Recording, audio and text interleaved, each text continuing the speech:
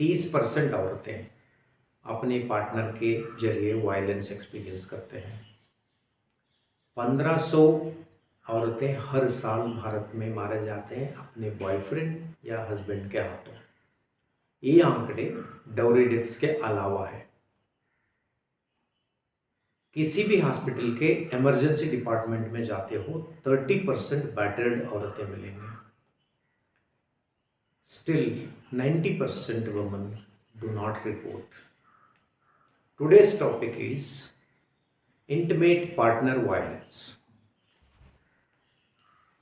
इसके बारे में हम बात करेंगे इन डेप्थ विद आईडी से। Intimate partner violence is any act of violence within an intimate relationship. It can be physical यानी कि मार पिटाई, बांध के रखना, कोई हथियार का इस्तेमाल करना, can be sexual, forcefully sexual act या फिर video banana, can be psychological and emotional, ताना मारना, पार्टनर को आइसोलेट करके रखना या तो साइलेंट ट्रीटमेंट यानी कि किसी भी बात का कोई जवाब ना देना, फाइनेंस को कंट्रोल करके रखना और पार्टनर को फिनेंशियल बेनिफिट से डिप्राइव करना। Can be in the form of stalking, like किसी को अनवांटेड एंड रिपीटेड अटेंशन देना। ये फिजिकल फॉलोइंग भी हो सकता है या फिर साइबर स्टॉकिंग यानी कि फ़ोन चेक करना। एंड बोथ करेंट पार्टनर और एक्स पार्टनर अगर वायलेंट है तो it comes with in intimate partner violence. Victim या abuser can be anyone irrespective of their gender. Is it a mental disorder to be physically violent towards partner? Mental disorder can be one of the reasons, but basically intimate partner violence is multifactorial.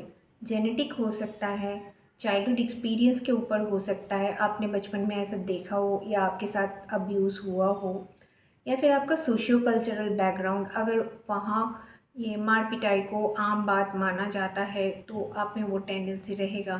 फिर कोई कोई neurologic disorder से भी आप में ये violent tendencies आ सकते हैं। अल्कोहल या ड्रग्स का इन्फ्लुएंस हो सकता है। एक्सट्रीम स्ट्रेस में इंसान ऐसे वायलेंट बिहेव कर सकता है। एंड एक इम्पॉर्टेंट एस्पेक्ट है personality of both abuser and victim. अगर अब्यूज़र डोमिनेटिंग पर्सनैलिटी का है और विक्टिम डोसाइल पर्सनालिटी का है, जैसे कि एक सेडिस्ट और एक मेजोचिस्ट। सेडिस्ट जिसको दूसरों पे टॉर्चर करके मज़ा आता हो और मेजोचिस्ट जिसको टॉर्चर होके मज़ा आता हो, तो उनका पेयरिंग हो जाए तो there can be tremendous intimate partner violence. But दोनों के पर्सनालिटी में सेल्फ एस्टीम की कमी एक कॉमन फैक्टर होता है। इसीलिए अब्यूज़र को किसी और को मार के अपने पावर और कंट्रोल का एहसास करना पड़ता है, सेल्फ एस्टीम बढ़ाना पड़ता है। और विक्टिम जो होती है उसमें इतनी भी हिम्मत नहीं होती कि वो उसकी प्रोटेस्ट कर सके। कुछ औरतें बोलते हैं उनके हस्बैंड्स पार्टनर्स बहुत लविंग है, बट कभी कभी अचानक गुस्सा हो जाते हैं और उन पे हाथ भी उठाते हैं, थोड़ी देर के बाद क्षमा मांगते हैं। इस पे आपका क्या कहना है? इंटीमेट पार्टनर वायलेंस का एक साइकिल होता है जिसमें 3 फेजेस है। First phase is tension building, जिसमें छोटी छोटी बातों से अब्यूज़र को गुस्सा आता है और वो छोटे स्केल का वायलेंट बिहेवियर दिखाता है। उस टाइम विक्टिम जो है अपने आप को डिस्टेंस में रखती है। उसको लगती है कि इससे ज़्यादा इंटरेक्ट करूँगी तो इसको और ज़्यादा गुस्सा आएगा। और basically she walks on eggshells. उसको हमेशा डर रहता है कि कुछ मैं गलत ना कर दूँ जिसके कारण ये वायलेंट हो जाए। ये जो डिस्टेंसिंग है इसको अब्यूज़र रिजेक्शन के तौर पे लेता है और उसका गुस्सा और बढ़ता रहता है। ये टेंशन बिल्डिंग फेज़ जो है कुछ मिनट्स से कुछ दिन या कुछ हफ्तों तक चल सकता है। फिर एक दिन उसको इतना गुस्सा आता है कि वो भयंकर मारपीट कर लेता है। उस फेज़ को बोलते हैं एक्सप्लोशन फेज़। एक्सप्लोशन फेज़ के इमीडिएटली बाद कम्स हनीमून फेज़। उसमें सडनली अब्यूसर जो है बहुत अपोलोजेटिक हो जाता है, सॉरी बोलता है, फूल लेके आता है, बोलता है कि तुम मुझे क्यों गुस्सा दिलाती हो, मैं तुमसे कितना प्यार करता हूँ और आगे से ऐसा कभी नहीं होगा। और पुअर विक्टिम वो ये बात पे भरोसा कर लेती है। उसको लगता है कि चीज़ें इम्प्रूव हो रहा है, मैंने ही इनको गुस्सा दिलाया था, इसी के कारण ये सब हुआ। अभी सब कुछ ठीक हो जाएगा। तो इस उम्मीद से वो उस रिलेशनशिप में रह जाती है।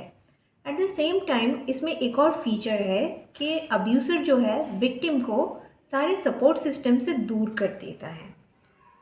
माँ बाप, भाई बहन, दोस्त, सबसे ये अलग हो जाती है। तो इसके पास other than this abuser fall back करने के लिए कोई और होता ही नहीं है। तो इसी साइकिल में अब्यूसर और विक्टिम दोनों फंसे रह जाते हैं। अगर मैं आपसे पूछूं, ये सिनारियो उल्टा है, मेल विक्टिम, फीमेल अब्यूजर, तो देन पैटर्न कैसा होगा? Female to male abuse is mostly psychological or emotional rather than physical, like public humiliation. आजकल इवन सेलिब्रिटीज़ भी पब्लिक में अपने पार्टनर के इनएफिशिएंसीज और फेलियर के बारे में मजाक मजाक में कमेंट करते हैं। अब अगर पार्टनर उस पर ऑब्जेक्ट करे तो ये बोला जाएगा कि आपको जोक्स भी समझ में नहीं आता। But public humiliation is a form of psychological violence. Second is role flip. ऐसा होता है कि औरतें किसी बात को लेकर बहुत ज़्यादा खींचते हैं बहुत दिनों तक, और वो अपने पार्टनर को ताना मारते रहते हैं, छोटी छोटी चीज़ों में प्रोवोक करते रहते हैं।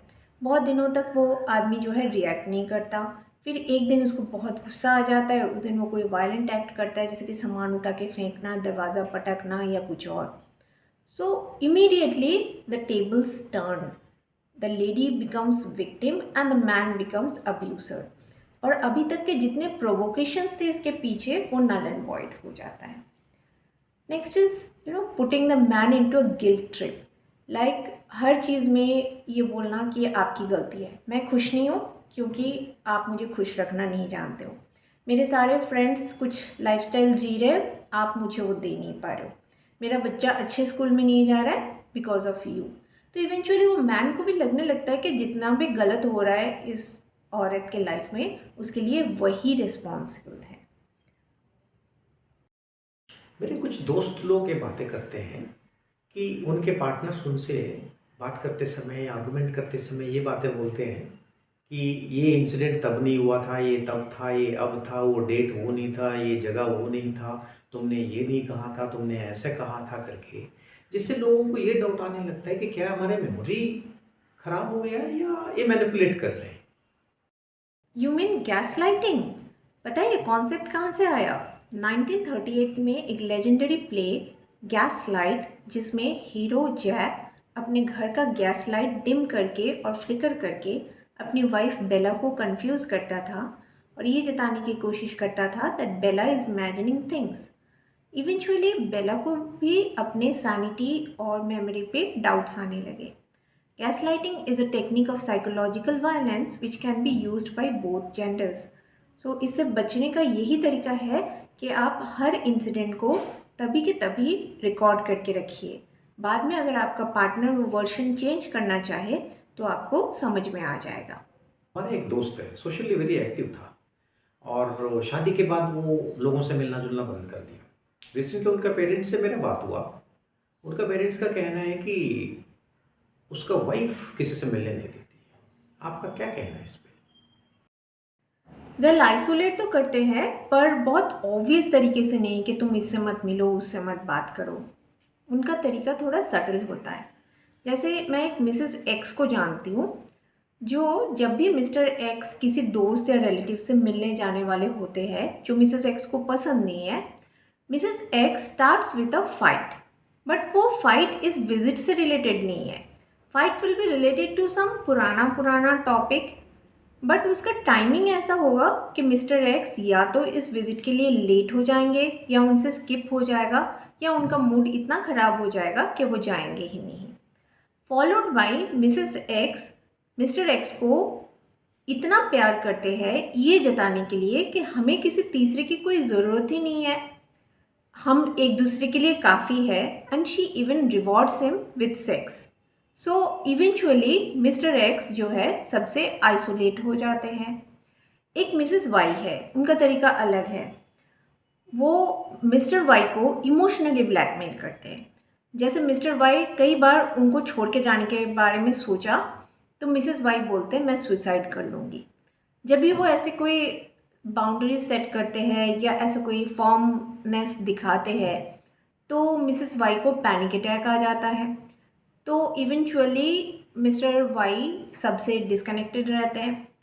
एंड एक मिसेस जेड है, उनके केस में बहुत ही वियर्ड, जब भी मिस्टर जेड ऐसे कई बिजनेस ट्रिप्स में जाने वाले होते हैं, मिसेस जेड को अजीबोगरीब फिजियोलॉजिकल सिम्टम्स होता है, पेट में दर्द, सिर दर्द, लो बैक एक, और जैसे ही इनका ट्रिप कैंसिल हो जाता है वो फिजियोलॉजिकल सिम्टम्स अपने आप गायब हो जाता है।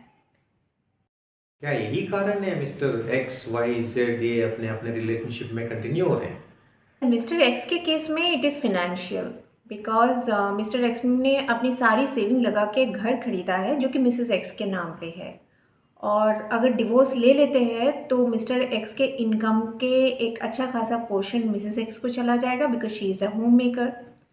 मिस्टर वाई के केस में इट इज़ चिल्ड्रन, क्योंकि ज़्यादातर डिवोर्स केस में बच्चे की कस्टडी जो है मदर के पास जाती है, तो मिस्टर वाई अपने बच्चों से दूर नहीं होना चाहते। एंड मिस्टर जेड के केस में it is calculated intermittent refilling. Let me explain.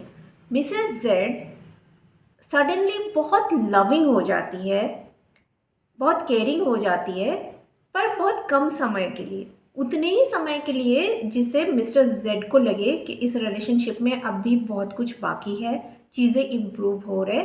तो just to keep mister Z into that relationship, missus Z becomes loving.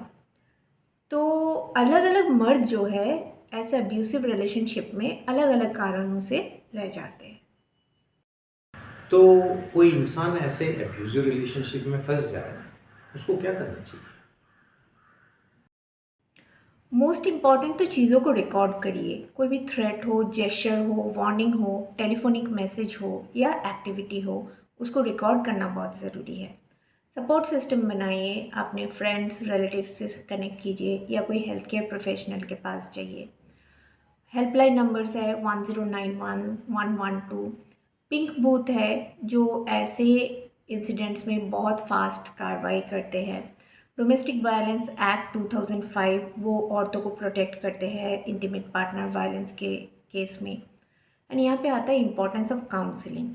एक काउंसलर सिर्फ आपको एंगर मैनेजमेंट, रिलेशनशिप इश्यूज़ या चाइल्ड केयर के tips ही नहीं देंगे, आपको साथ ही में कि आपके financial management and legal support के बारे में भी आपको अवगत कराएंगे। But this is again woman centric.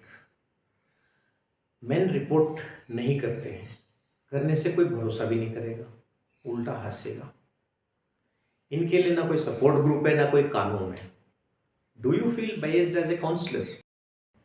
I am a professional, I have a non judgmental attitude. So client कोई भी हो, अब्यूसर या विक्टिम, मेल या फीमेल, उनको काउंसिल करना मेरा काम है। तो what is the take home message? Intimate partner violence in any form is unacceptable, irrespective of the gender. It is not your fault to be a victim.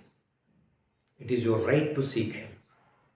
If you need further help on this subject, please follow In Depth with ID.